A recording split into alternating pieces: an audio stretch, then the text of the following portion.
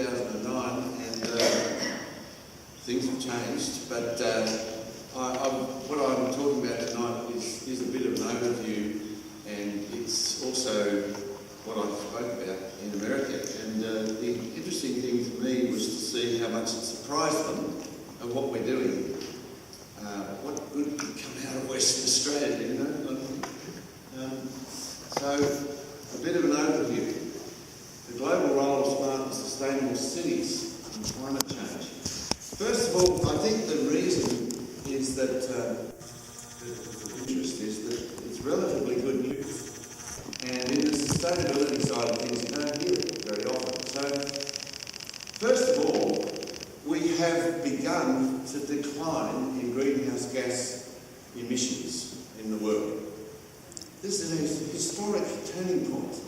The International Energy Agency worked this out and said this was very significant because for the first time greenhouse gases went down whilst wealth production increased. So we've had a few periods where there was a bit of a dip because the world got poorer suddenly, but this is a decoupling that's set in.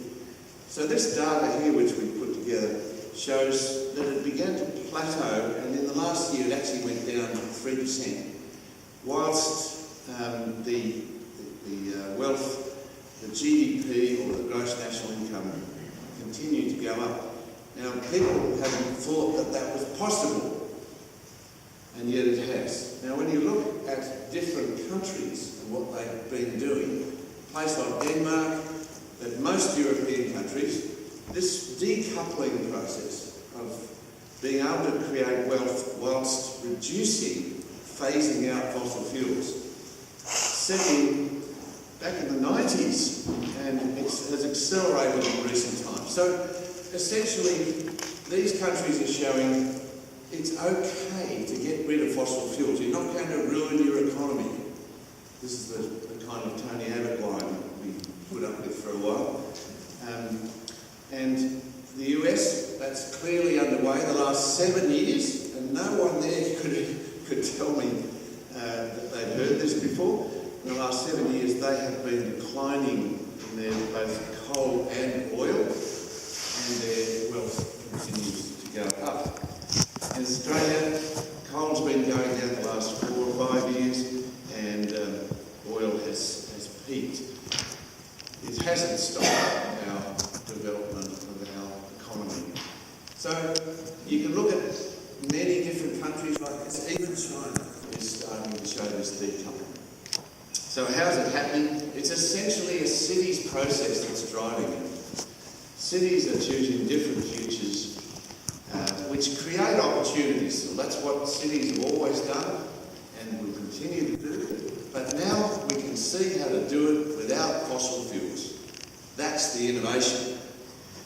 And we are calling it things like disruptive innovation, which is what Gemma Green's PhD is about. It's a transformative, rapid change that's driven by demand. It's not about supply. We're not running out of fossil fuels. We are getting a different demand, and it leaves behind stranded assets. The demand for solar, the demand for reduced car dependence is what I'll quickly go through. And the big thing is how we then can build on this. What's the 21st century lesson that we need to learn about how our cities can be competitive and not leave these stranded assets? First of all, coal. If you look at the amount of innovation that's happening, it's mostly in the renewables area, and coal and gas for power are phasing out because the financiers of the world, the bankers, started some time ago to recognise that that's where they should be investing. They weren't driven to it by governments. Governments agreed in Paris in December last year that we've got to do this, but this has been happening for a while, and that kind of innovation that comes from having the money to do it, you can see is really underway. So it's now a 2-to-1 thing. Double the amount of money going into renewables than fossil fuels. Now when you look at a house like Josh's house, which you'll go through, he actually decoupling wealth and livability from fossil fuels. He's creating opportunities for his family. They're good, they're better, and yet he's not using fossil fuels. He'll show you all about that. But the amazing thing, and this story I can tell across America, and I was on national public radio with 20 million listeners, you can tell this story and say, in Perth, 23% of Perth homes now have solar on their rooftops. This is because we had money suddenly in the boom, and what do we put it into? We put it into rooftop solar. This is now the largest power station in Western Australia on our rooftops. This is an amazing experiment going on here in Western Australia, and it's really disrupting the whole of our base, our grid system, and yet it is now being welcomed because we do no longer need to build another power station. It's inevitable, the Minister says, that we'll go to 70% on rooftop solar. So we're now doing experiments like at Whitegum Valley. Josh will talk about this, and it's essentially showing we can build cities without the need for coal and natural gas in power. They can be totally solar. It does mean that stranded assets are setting in. The biggest coal mining company in the world, Peabody, has filed for bankruptcy. So oil, what about oil? This is being disrupted as well. First of all, we collect data on cities, Jeff Kenworthy and I, and this data shows that the most recent amount of percentage of kilometres per unit of GDP is going down everywhere. So our book that I was in America to talk about, The End of Automobile Dependence, is essentially showing that we are decoupling in our use of oil and how we build our cities. America is driving less. Per capita car use peaked in 2004-05 and it's continuing to go down. Every Australian city in exactly the same year, 2004-05, that's the top one there is Canberra, Perth is next, the bottom one is Sydney. Our cities are doing what was not expected. Car use per capita has always gone up. We're getting wealthier, but we're not driving more. And if you look at vehicle kilometres of travel per vehicle, it's just dropped precipitously. The causes, there are 4 causes I'm going to very quickly look at, and each one of these overlap and link. Firstly, density. Cities have been getting less dense for 100 years or more, and it's reversed. Cities are coming back in now after slowly going through this period of going further out, based on cars in recent times. So the growth is in inner Canberra, inner Sydney, inner Brisbane, inner Hobart, inner Perth, inner Melbourne. That's where most of the urban growth is now happening in a way that we kind of wanted, but didn't predict as much as it's happening. Now, if you increase density, and our whole event is supposed to be about density and design, if you increase density, you exponentially decline in car use. So this is one of the key reasons why we're starting to see the decline in car use setting in, because people are coming back into the city and it's changing the way we use cars and use oil. Second thing is there's a cultural phenomenon. If you look at the red part there, the amount of car use per capita is going down, especially in the teens, the 20s, the 30s, the 40s, and 50s. Us people in the baby boom era are driving more, but we're disappearing and the young are taking over. What are they doing? They're on cars and buses looking at their mobile phones. Essentially, it's a social media transformation that's driving things. If you do that while you're driving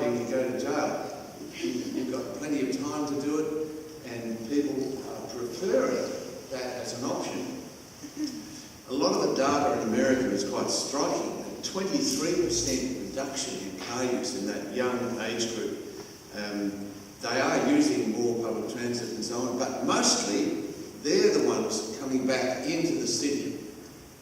The young and the wealthy are coming back into the city. Travel time benefits are moving away from cars. If you look at where that arrow is, that's the 30-minute travel time budget. Now, across the world and throughout history, travel time has been around half an hour for the journey to work and back, on average. Some people are less, some people are more. The average is that. If you go over that, the city starts to become dysfunctional. And based around car travel, Sydney has been well over that for a while. Perth crossed that in the last few years during our boom time. That's the bottom one, is Perth. And it essentially means we are now travelling slower in the traffic, so the time is spreading out, and that's driving us back in because we don't like it. We don't want to waste time. And so what's happening now is that the speed of traffic compared to the speed of railways is changing, so that railway speeds are going up, and everywhere now people are buying, are building cities more about urban rail. So 82 Chinese cities are building metros and high-speed rail. 51 Indian cities building metros. All the Middle Eastern cities are building metros. It's been unleashed, this phenomenon that the traffic is slowing, so therefore we've got to go over it, around it, under it. We've got to enable people to meet their travel time budgets. In America, it's mostly light rail. You know, they closed most of their tram systems down on one night in the 1940s, and they've been trying to build back ever since. 190% increase in light rail. There's about 100 cities building light rail now. In Perth, we had a similar kind of process happen, the rail revival. That's me back in 1979 when they closed the railway down. A lot of people don't even know that happened. But we've since built we've electrified it, we built to the north, we built to the south, and it's a pretty good system now. It's got a long way to go, but it is significantly better than what we had before. And it's a model because it's cheap. If you can build a railway for 17 to 20 million per kilometre, one lane of traffic costs about 50 million. And this is carrying 8 lanes of traffic. So there is a genuinely important process of innovation that needs to occur about getting urban rail back into our cities and enabling us to link together places like Curtin University into the rest of the city through a rail link. And we will get that at some stage. The fourth thing is the knowledge economy, which is now being seen to be critical to the next generation of jobs. Now, most of these jobs are occurring in dense centres. They are not occurring in shopping centres with big car parks. They are requiring face-to-face contact, and to do that you need density. So most cities are recognising the need for dense centres. And the centre of Perth, for example, has significantly improved. There's 30,000 people living in the centre now, but it's a dense, walkable centre, whereas before it was pretty boring. But the top 6 most walkable cities in the US have 38% higher GDP. They have got those knowledge economy jobs. 70% of the knowledge economy jobs in workers in Boston live in walkable areas. So density is important. Job densities as well as residential densities. This is the density in Melbourne showing how labour productivity goes up as density goes up. So the centres are necessary. So there is now competition between the cities that can make themselves the most walkable. This is the centre of Manhattan around Broadway, which has been closed to traffic. In central London, with all their traffic congestion mitigation processes, the traffic has fallen 19%. The person who has driven a lot of this process is young Gell. He came to Perth first in 1992 after doing work in Copenhagen, and we invented him really, and he's gone to most English-speaking cities now. This new book is coming out in a month or so, People's Cities, The Life and Legacy of Young Gell, another CUSP book. And you can see why it is that if you can get that many people out of cars and put them into 3 buses or 1 light rail, you significantly alter the city. You make a far more walkable city. And just a little aside, those vehicles up the top there, they can be autonomous vehicles because they're all driving together, 1 metre apart, 100 miles an hour. That's what they're supposed to be doing. They're part of the problem. It's not going to solve anything to have that. It's not, I don't think, a great innovation. So I'm finishing up. The theory of urban fabrics, which we've developed, is essentially that there are 3 kinds of cities in any city: a walking city, a transit city, and an automobile city. The old walking centres are very critical. The transit cities are the ones that are along the train lines and where you have little dense centres. That's where the density needs to be. We don't want to be knocking down backyards and putting in a few units in the backyard of every house out in the suburbs. That's not going to help this transformation. We need walking centres and cities built along transit lines, which is why we need this railway to Curtin. And we need to respect each of those fabrics. This monstrosity is being built through the centre of Calcutta. It's a terrible thing that happened when it collapsed, but really it's a stupid idea to put it there. And there are cities that are now taking these sort of things down. This is Seoul, which took this down and made it the most beautiful central city park instead of 10-kilometre long park. So every city is now talking about creating these dense centres on a pearls on a string approach. And the cities that do it best are now decoupling car use from wealth. So Portland and Washington DC both got good rail systems. They are separating out their growth in wealth from their growth in car use. Final image, this is Sydney, which is putting in 3 new urban rail systems, and this is a light rail. You see there's no catenary. That can have lithium-ion batteries as well. It means you can run it as a solar train. It can be charged with solar electricity just from the rooftops around the stations. So we can create zero carbon transport as well. The big thing is how you can fund it, and the work that we've been doing recently for the federal government is about how to create a market for urban rail, which is therefore possible to provide with private money, and because governments just don't have the money anymore for these kind of projects. So this is how we're doing it. You don't define the route, you just get a corridor, you get expressions of interest, and you manage the process, but you don't have to provide the capital from government. And this is what they do in Japan. This is how they built their amazing rail system there. The result is you unlock the land assets, you show where the density should go, you integrate it because its financing is dependent on it, changes the politics of redevelopment, you don't have NIMBY reactions, and you get the expertise of the private sector involved. Now, this is my final set of images. I went to Florida, where they're actually doing one of these projects. This is the first time I've seen it.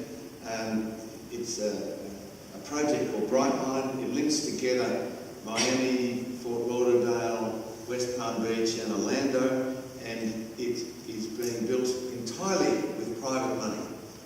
Because there is now a market for building dense centres that can finance railway projects. So this is what's happening.